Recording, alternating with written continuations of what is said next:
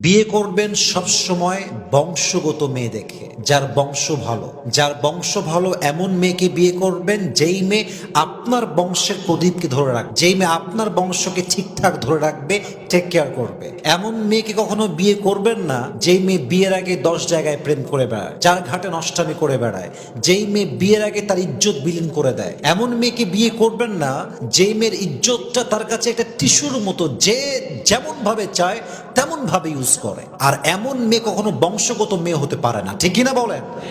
বংশগত মেয়ের কাছে তার চরিত্রের দাম আছে, তার ইজ্জতের দাম আছে, তার সতীত্বের দাম আছে। আপনি যদি চরিত্রহীন বংশহীন মেয়েকে বিয়ে করেন, আপনি তার থেকে পবিত্রতার ছোঁয়া পাবেন না, তার থেকে আপনি সতীত্বের ছোঁয়া পাবেন না। এজন্য যেই মেয়ে মেসেঞ্জারে প্রেম করে বেড়ায়, পার্কে গিয়ে প্রেম করে বেড়ায়, হোয়াটসঅ্যাপে 4টা বয়ফ্রেন্ড, মেসেঞ্জারে 3টা বয়ফ্রেন্ড, এমন মেয়ে কখনো বংশগত মেয়ে হতে পারে না, ঠিক কিনা বলেন?